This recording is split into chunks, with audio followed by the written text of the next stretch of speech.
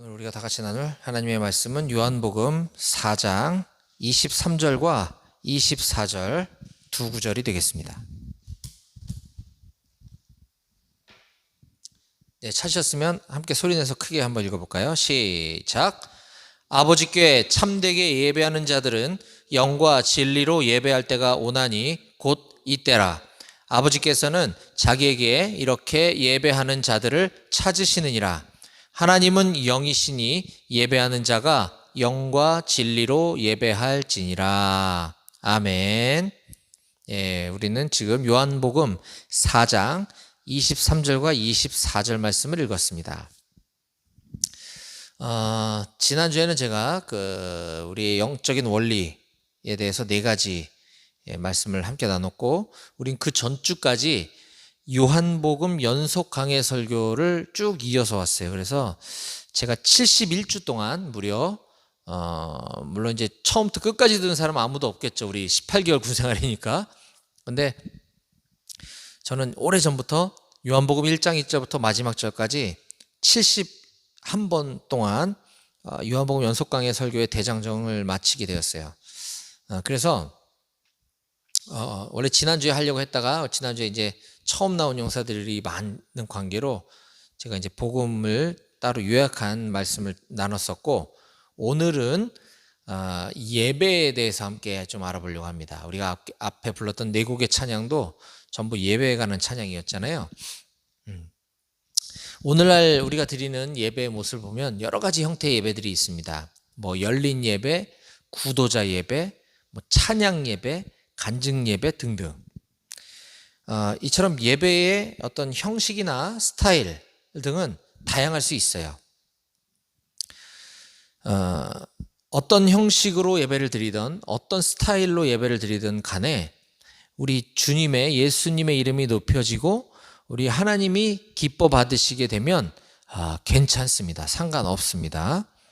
그런데 안타까운 것은 오늘날의 많은 예배자들, 예배를 드리고 있는 많은 사람들이 이 예배가 무엇인지를 잘 모르고 그냥 예배를 드리고 있다는 사실이에요. 하나님께 드리는 예배를 하나님의 입장은 전혀 고려하지 않고 각자 자기 편한 대로, 내가 좋은 대로, 내 방식대로 예배를 드리고 있는 모습은 아닌지, 또 이런 일들을 종종 보게 됩니다. 우리는 뭐 다른 사람 말할 것 없이 우리의 예배가 그러한지 아닌지를 좀 돌아보는 시간이 있으면 좋겠다라는 좀 생각을 갖게 됐어요. 그리고 여러분들이 이제 앞으로 저녁 이후에도 평생 동안 어느 곳에 가든 교회만 다를 뿐 하나님을 예배하는 예배자로 살아야 할 텐데, 이 예배가 무엇인지에 대해서 올바로 알고 전역하는 게 굉장히 중요하겠다, 이런 생각을 좀 갖게 되었습니다. 그래서 오늘 그 말씀을 좀 나누려고 하는 것인데요. 구약 시대에 보면 사사 시대라고 하는 시대가 있어요. 하나님만이 왕이셔야 되는데 인간들이 죄가 많아서 하나님을 왕으로 인정하지 않고 우리에게 왕을 달라고 하나님께 요구하는 시대. 그래서 하나님의 통치가 잠시 보이지 않는 그런 시대인 사사 시대를 일컬어 성경은 그 시대가 이러했다라고 이렇게 이야기합니다. 사사기 21장 25절인데요. 그때 이스라엘에 왕이 없으므로 사람이 각기 자기의 소견에 옳은 대로 행하였더라. 사람이 각기 자기 소견에 옳은 대로 행하였더라. 이건 무슨 말이냐면 각자 자기 스타일, 자기 멋대로 예배를 드렸다는 것이죠. 어쩌면 오늘날을 살아가고 있는 우리들의 예배 모습도 이런 것이 아닌가라고 하는 두려움을 갖지 않을 수가 없습니다. 각자 자기 소견에 옳은 대로 드려지는 예배가 되지 않기를 바라는 마음에서 이 올바른 예배에 대해서 청년들에게 가르쳐야 될 필요가 있겠다 하는 좀 생각을 갖게 되었어요. 오늘날의 지구촌 구석구석에는 수많은 교회들이 있고 수많은 그리스도인들이 있습니다. 지금 이 시간에, 이 동일한 시간에 전 세계에서 엄청 많은 사람들이 아마 지금 예배를 드리고 있을 거예요. 근데 이 예배에 대해서 많은 사람들이 오해하고 있거나 잘못 알고 있는 부분들이 많은데 그게 잘못인 줄 모르고 그냥 지난주에도 했던 예배, 지지난주에도 했던 예배를 그냥 기계처럼 교회, 집 왔다 갔다 그냥 왔다리 갔다리만 하고 있다라는 거죠. 잘못된 지식들, 뭐 이거 말고도 더 있을 수도 있겠지만 제가 발견한 몇 가지 예배에 대한 잘못된 부분들을 제가 먼저 여러분들께 교정을 해드리고 말씀을 좀 이어갔으면 좋겠어요. 첫 번째로 예배에 대한 잘못된 오해는 예배는 주일날에만 그리고 교회, 예배당에서만 드리는 걸로 알고 있는 사람들이 상당히 많다 하는 겁니다. 오늘 우리가 읽었던 요한복음 4장 23절과 24절 그 바로 앞에 보면 4장 20절과 21절에 예수님께서 사마리아 여인과 대화를 나누는 장면이 나옵니다. 요한복음 4장 20절 21절을 제가 한번 읽어드리겠습니다. 4장 20절 21절입니다. 우리 조상들은 이 산에서 예배하였는데 당신들의 말은 예배할 곳이 예루살렘에 있다 하더이다. 예수께서 이르시되 여자여 내 말을 믿으라. 이 산에서도 말고 예루살렘에서도 말고 너희 아버지께 예배할 때가 이르리라. 네. 이 예수님 시대 당시에 이스라엘 사람들은 사마리아 사람들과 서로 다른 예배에 대한 주장을 하고 있었다는 것이죠. 사마리아는 북이스라엘의 수도로 지정되었다가 그 호세아 왕 시절에 아수르라고 하는 나라에 의해서 멸망을 당하게 됩니다. 이후로 아수르 제국이 그 민족 혼혈 정책에 따라 사마리아 땅으로 이주해 들어와서 사마리아 사람들과 결혼을 해서 아이를 낳게 돼요. 자, 사마리아는 이스라엘 땅이었습니다. 유대인들, 하나님이 택하신 민족이라고 하는 선민의식이 굉장히 강한 유대인들이 북이스라엘이 멸망당하고 이방 나라인 아수르가 들어와서 우리 유대 민족과 결혼을 해서 아이를 낳으니 어떻게 되겠어요? 이방 나라 그들이 자기들 하나님의 백성, 이방인들은 개 돼지만도 못한 사람들이라고 했던 사람들의 피가 섞여버린 거죠. 그래서 순수 이스라엘의 혈통, 하나님의 선택받은 민족이라고 하는 유대인들이 저 사마리아 땅들은 더럽혀졌다. 그래서 이방인들과 마찬가지로 사마리아 사람들도 개, 돼지 취급을 하면서 그 지역은 땅도 안 밟을 거야. 그래서 북쪽으로 여행할 때 사람들은 사마리아를 삥 돌아서 갈 정도로 굉장히 낮고 천하게 여겼던 지역입니다. 그런데 지금 예수님이 그 지역에 가셔서 이 여인과 예배에 대해서 지금 이야기를 주고받고 계시는 거거든요. 우리 조상들은 이 산에서 예배하였는데, 즉 사마리아 사람들의 조상들을 말하는 거예요. 이 이스라엘 사람들은 본래 구약 성경 전체를 하나님의 말씀으로 믿기 때문에 하나님께서 다윗 왕, 그들이 굉장히 존경하고 추앙하는 다윗 왕에게 다윗 왕을 통해서 지정하신 곳이 바로 예루살렘이라는 곳이죠. 예루살렘 성전이 다윗에 의해서 지어졌잖아요. 그래서 하나님은 예루살렘에서 예배드리라고 다윗을 통해서 성전까지 지어주셨잖아 라고 믿고 있었는데, 반면에 사마리아 사람들은 북이스라엘 지역이었기 때문에 예루살렘에 갈 수가 없었어요. 우리 남북한이 갈라져 있듯이 북한의 크리스찬들이 수도 서울에 와서 예배드릴 수가 없는 것처럼 그들이 예루살렘에 올 수가 없게 되자 그들은 모세오경을 근거로 하나님께서 모세에게 주신 그 그리심산, 거기가 예배 장소라고 주장을 했던 거죠. 사마리아 사람들은 하나님이 그리심산에서 예배하라고 했잖아. 봐봐, 이스라엘 사람들은 뭔 소리야, 다윗이 예루살렘에 성전을 지었잖아. 이렇게 서로 주장하는 거예요. 그러니까 사마리아 여인이 예수님한테 이렇게 물어본 거죠. 우리 조상들은 이 산, 그리심산에서 예배했는데 당신들의 말, 유대인 이스라엘 사람들은 예배할 곳이 예루살렘에 있다고 합디다. 이렇게 예수님에게 질문을 하는 거예요. 그러면서 예배는 도대체 어디서 드리는 겁니까? 라고 이 사마리아 여인이 예루살렘에게 질문을 하는 것입니다. 이에 대한 예수님의 대답을 들어보겠습니다. 21절을 우리 여러분들이 한번 읽어볼까요? 제가 안 읽고 저 물 마실 동안 21절을 한번 소리내서 크게 읽어봅시다. 4장 21절 시작!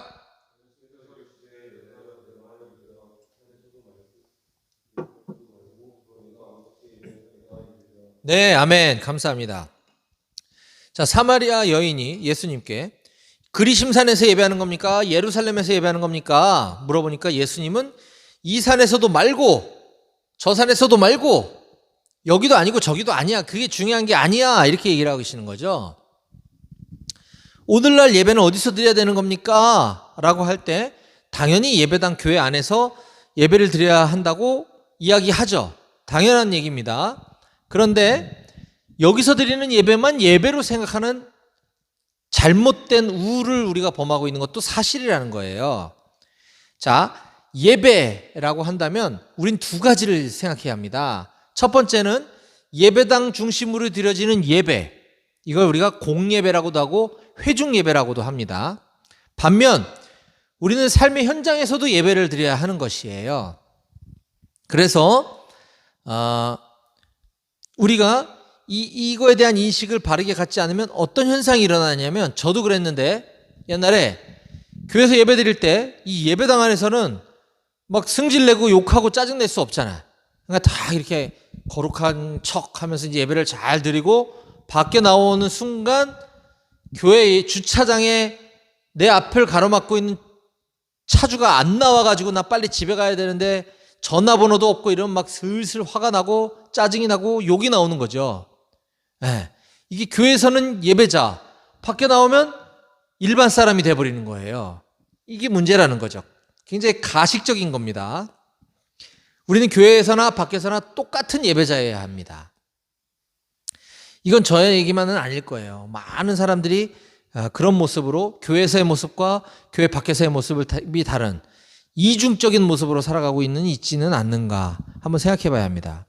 그래서 우리는 예배를 두 가지를 같이 고려해야 된다. 첫 번째, 교회 중심으로 드려지는 예배, 즉 구심적 예배라고도 좀 어려운 말로 얘기를 하는데 세상으로부터 불러냄을 받은 사람들이 하나님의 성전에 모여서 드려지는 예배 반드시 중요하고요. 또 하나는 원심적 의미로서 보냄받은 사람들, 세상으로 보냄받은 사람들, 그곳에서 예배를 자로 살아가야 된다는 것, 이 두 가지를 함께 고려할 때 우리는 마땅히 이곳 임마누엘 교회에서 모여서 예배를 드릴 뿐만 아니라 여러분들이 병영생활관, 또 군사훈련관, 진지공사관, 또 심지어 휴가나 외출, 외박 밖에 나가서도 마찬가지로 하나님께 예배드리는 예배자로 살아야 된다는 사실을 꼭 기억했으면 좋겠습니다.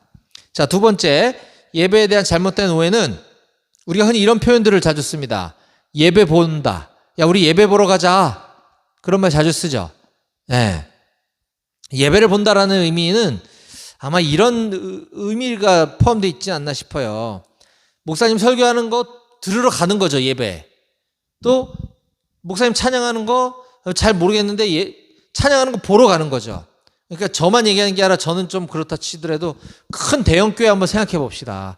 거기 얼마나 화려한 세션들, 예쁜 자매들 보러 가는 거죠. 그게 예배를 보러 간다라는 의미에 포함되어 있지는 않는지 한번 생각해 봤으면 좋겠어요. 예배는 보는 것이 아니라 이건 수동적인 예배고 우리는 내가 예배를 드리는 겁니다. 내가 예배에 참여하는 거죠. 그래서 이 예배 본다라는 말이 잘못된 표현이다라고 하는 사실을 우리가 좀 인식했으면 좋겠습니다. 자, 왜 그러느냐? 우리가 예배가 무엇인지 알지 못하고 예배 주인공이 누구인지를 알지 못하기 때문에 이런 일이 벌어지는 거예요. 예배 주인공은 목사가 아니고 예배 주인공은 예쁜 찬양팀 자매들이 아니고 예배 주인공은 바로 예수님이다라고 하는 사실을 꼭 명심했으면 좋겠습니다. 그래서 예수님이 이렇게 얘기하시는 거죠. 22절에 아까 너희는 알지 못하는 것을 예배하고 있어. 그리심산, 예루살렘산 이게 중요한 게 아닌데 너희는 예배가 뭔지도 모르고 예배 드리는구나. 알지 못하는 것을 예배하고 있구나. 예배 주인공은 나야, 예수 그리스도. 이 얘기를 하고 계시는 겁니다. 자, 그러면 본격적으로 예배가 무엇인가?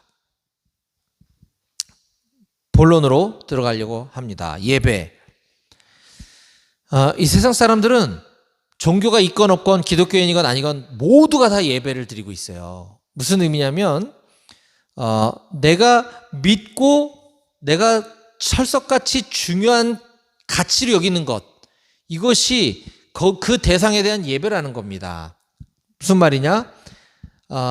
나는 비록 종교가 만약에 없다 손 치더라도 내 인생의 최고의 목적은 돈을 많이 버는 거야. 나는 온통 내 생각에는 돈을 어떻게 하면 많이 벌 수 있을까? 이것으로 가득 차 있어. 그러면 그 사람은 돈을 예배하는 사람인 거죠. 어떤 사람은 명예를 얻기 위해서, 명예와 권력을 획득하기 위해서라고 한다면 온갖 거짓말도 서슴지 않고 대중을 선동하고 높은 자리에 올라가려고 수단과 방법을 가리지 않습니다. 그 사람은 권력과 명예를 예배하는 거예요. 자기가 아무리 교회를 다니고 있는 사람이다, 집사다, 나 교인이다라고 우겨봤자 하나님은 네가 언제 날 예배한 적 있니? 너는 권력을 예배했어.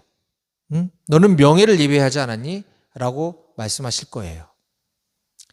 예배란 조금 어려운 말로 프레스퀴네오라고 하는 단어로 무엇에게 무엇을 향하여 엎드리다, 입맞추다, 경배하다, 이런 말을 갖고 있습니다. 즉 어떤 존재를 향해서 나의 최선을 다하는 것, 이것이 예배라는 거예요.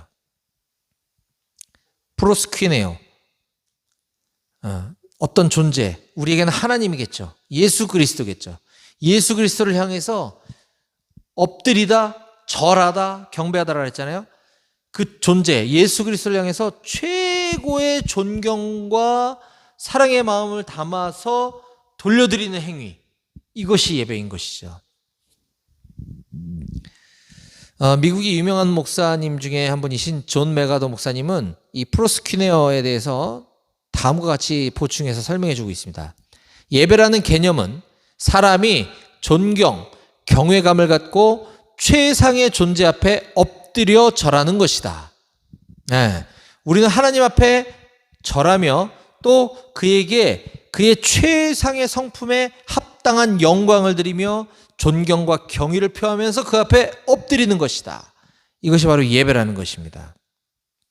또 짐 그레함 목사님은 예배에 대해서 이렇게 말합니다.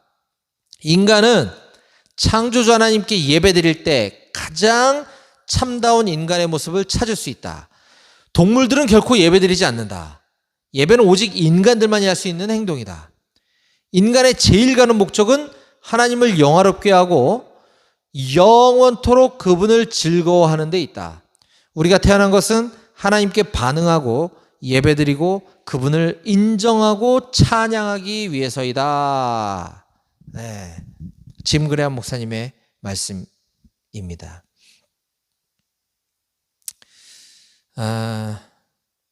또한 예배는 살아계신 하나님과의 인격적인 만남입니다.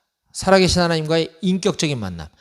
추상적인, 막연한, 옛날 옛적에 있었던 어떤 신화에 나오는 대상을 그냥 막연히 상상하는 것이 아니고 살아계신 하나님과 인격적인 만남이라는 거예요. 이게 예배입니다. 그래서 우리는 예배 시간에 하나님을 만날 수 있고 예배 시간에 하나님을 만나야만 하는 것이에요. 하나님을 만나기 위해서 우리가 하나님께 나아갈 수가 없어요. 하나님 우리에게 와주셔야 우리는 만날 수가 있는 겁니다. 이걸 임마누엘의 하나님이라고 하고 우리 교회 이름이 임마누엘 교회잖아요. 하나님이 임하해 주시고 하나님 우리에게 찾아오시는 사건, 이것이 바로 성육신 예수 그리스도 인간의 모습으로 하나님이 내려오신 것, 이것이 임마누엘이거든요. 마찬가지로 우리 하나님을 반드시 만나야 되고 우리는 우리의 어떤 노력으로도 하나님을 만날 수 없지만 하나님이 오시면 우리를 만나줄 수 있다. 따라서 우리는 이 예배 시간에 다른 사람이 하나님 만나는 걸 구경만 하고 있어서는 안 되는 거예요. 목사님이 하나님 만나고 구경하는 사람이 아니에요.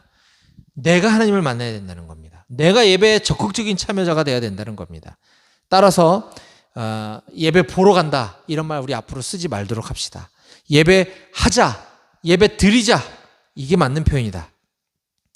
또 예배에 대한 잘못된 오해 세 번째는 예배는 의무적으로 숙제하듯이 해치우는 게 아니다라는 거죠. 특히 우리 여기 있는 용사들은 군에 오기 전에 감사하게도 교회를 다니다 왔어요. 믿는 부모님 밑에서 자란 형제도 있고 그렇지 않은 형제도 있는데, 이게 교회를 오래 다니다 보면 특히 부모님이 교회를 다니시면 부모님께 혼날까 봐, 또는 부모님 극성에 못 이겨서 억지로 교회를 가야만 하는, 잘못된 거라는 거죠. 또는 내가 지금까지 교회를 내 나름대로는 되게 성실하게 다녔어. 빠지지도 않고. 근데 이번 주에도 나의 그 성실성을 지키고 유지하기 위해서 나는 교회를 가야만 해. 물론 그렇게라도 와서 앉아있을 때 하나님의 은혜가 임하는 거는 귀하지만, 이렇게 억지로 마지못해 뭔가 숙제하듯이 하는 게 예배는 아니다라는 거예요. 예배는 그렇게 예배를 드리게 되면, 설교가 왜 이렇게 긴 거야 도대체. 빨리 설교 좀 끝내주지. 예배 빨리 끝내야 되는데, 오기는 왔는데 빨리 끝내길 기다리는 예배. 이게 잘못된 거라는 거죠. 예. 이 예배에 대한 기쁨이 여러분들 안에 회복되기를 소원합니다. 자, 그렇다면 이제 예배는 어떻게 드리는 걸까요? 우리가 예배를 어떻게 드려야 되는지에 대해서 성경이 오늘 본문을 통해서 우리에게 이렇게 말씀해 주고 있습니다. 자, 오늘 처음 읽었던 본문 다시 한 번만 읽어봅시다. 23절, 24절입니다. 요한복음 4장 23절, 24절 다 같이 큰 목소리로 힘차게 시작. 아버지께 참되게 예배하는 자들은 영과 진리로 예배할 때가 오나니 곧 이때라. 아버지께서는 자기에게 이렇게 예배하는 자들을 찾으시느니라. 하나님은 영이시니 예배하는 자가 영과 진리로 예배할지니라. 아멘. 여기 중요한 표현이 등장을 하는데, 그것도 예수님께서 두 번씩이나 반복적으로 말씀해 주고 계십니다. 뭐죠? 영과 진리로 예배하라는 거죠. 맞죠? 예. 23절에 참되게 하나님께 예배하는 자들은 영과 진리로 예배할 때가 올 것이야.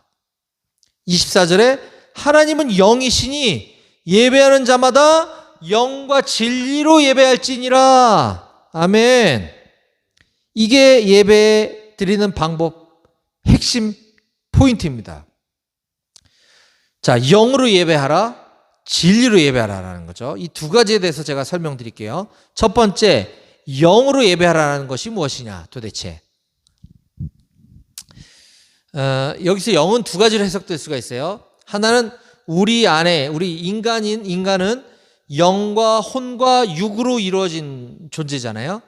그러니까 우리의 몸은 육체고 우리 안에 생각과 마음 이런 것들이 혼이고, 그 안에 내면 깊숙한 곳에 영이라는 거. 우리는 하나님께서 생기 불어서 창조하신 인간이기 때문에 우리 안에는 하나님의 영이 존재하고 있는 거예요. 짐승들에게 없는 건 영이죠.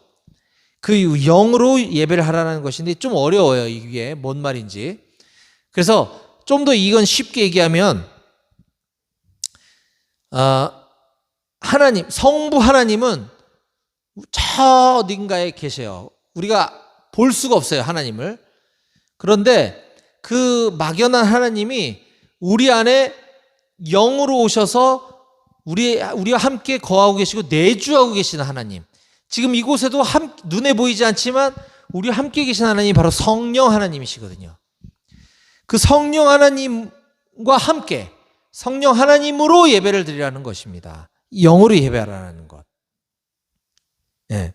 이건 마치 우리가 잘 아는 것처럼 미국의 16대 대통령이, 링컨 대통령이 국정연설 중에 이런 유명한 말을 남겼죠. 국민을 위한 정부는 이 세상에서 영원히 사라지지 않을 것이다. 저는 여러분들께 감히 이렇게 얘기하고 싶어요. 성령님을 위한 예배는 하나님 마음에서 영원히 사라지지 않을 것이다. 야, 할렐루야. 너무 명언 아닙니까? 성령님을 위한 예배는 하나님 마음에서 영원히 사라지지 않을 거야. 성령님으로 예배드리는 우리 모든 예배자들 되시길 주님의 이름으로 축원합니다. 아멘. 또 예수님 가르쳐주신 두 번째 마지막 예배는 진리로 예배하라는 겁니다. 영과 진리로 예배하라는 말이 무엇이냐? 이것도 두 가지로 해석되어질 수가 있는데, 첫 번째는 진리라고 한다면 진리신 하나님의 말씀을 의미하는 겁니다. 진리로 예배하라. 예배할 때 우리는 하나님의 말씀과 함께 예배가 있어야 합니다. 말씀이 없는 예배란 있을 수가 없는 거죠. 그래서 나 혼자 예배할 때에도 하나님 말씀 읽고 기도하고 묵상하면서 예배를 드리는 것이지, 소설책 읽으면서 하나님 생각한다고 이거 예배라고 보기엔 좀 어렵죠. 하나님 말씀이 반드시 있어야 한다. 또 하나는 진리란 예수 그리스도를 말하는 겁니다. 예수님께서 말씀하시기를 내가 곧 길이요 진리요 생명이니 나로 말미암지 않고는 아버지께로 올 자가 없느니라 라고 말씀하셨습니다. 예수님은 자기 자신을 일컬어 내가 길이고 내가 진리고 내가 생명이야 이렇게 말씀하셨죠. 바로 진리는 예수님을 말하는 것이다. 즉 하나님께 예배할 때가 오나니 아버지께 참되게 예배하는 자들은 영과 진리로 예배하라. 진리로 예배하라. 바로 예수 그리스도로 예배하라는 뜻이죠. 아까 성령님으로 예배하는 것과 똑같습니다. 예수님과 함께 예수님으로 예수님 때문에 드리는 예배, 진리로 예배하는 것입니다. 과거에 우리 성경은 이거 지금 개역 개정 성경 번역본인데 옛날에 개역 한글이라는 좀 되게 어려운 문체가 있었어요. 뭐 가라사대 이런 말 들어봤죠. 예수께서 가라사대. 지금 우리 성경에는 가라사대라는 단어가 없거든요. 예수께서 이르시기를, 예수께서 말씀하시기를 이렇게 바꿨어요. 그것처럼 옛날 성경에는 지금 요한복음 4장 23절 24절에 아버지께 참되게 예배하는 자들은 신령과 진정으로 예배하라는 단어가 나오거든요. 이것 때문에 많은 오해가 있었어. 신령과 진정으로 예배하라니까 신령하게 예배드려야 돼요. 그래서 와 여기서 막 되게 막 신령한 척하고 신령과 진정으로 예배하라고 하니까 막 쥐어짜서 뭔가를 해야지 이게 예배인 것 같았단 말이죠. 그런 뜻이 아니라는 거죠. 지금 보았듯이 신령, 성령님, 진리, 예수 그리스도로 예배하라는 것입니다. 내가 뭔가를 막 이렇게 신령한 척하고 내가 뭔가 막 이렇게 쥐어짰는 것처럼 한다고 해서 하나님은 우리가 그런 존재가 아니라는 걸 다 아셔요. 우리 힘으로 드릴 수 있는 게 예배가 아니라 성령님의 힘, 예수님의 힘 입어 우리가 예배를 드려야 한다라고 하는 사실을 꼭 기억했으면 좋겠습니다. 이 말씀 여러분들 이제 앞으로 살아가면서 교회에서 수도 없이 듣게 되는 말씀일 거예요. 근데 오늘 들었던 말씀 반드시 명심하시길 바랍니다. 하나님께 예배하는 자들은 성령님과 진리신 예수 그리스도, 하나님의 말씀으로 예배드려지는 것이다 라고 하는 것 꼭 기억했으면 좋겠습니다. 오늘 우리는 예배가 무엇인지에 대해 살펴봤어요.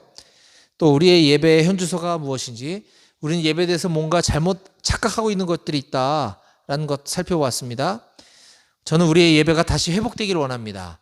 우리 임마누엘 교회뿐만 아니라 우리 한국 교회의 예배가 회복되어지길 원해요. 우리 중심의 예배가 아니라 하나님 중심의 예배, 우리가 만족을 얻고 우리가 위로를 얻기 위한 예배가 아니라 하나님이 만족을 얻고 하나님이 기뻐하시는 예배, 그런 예배가 다시 회복되어지길 소망합니다. 오늘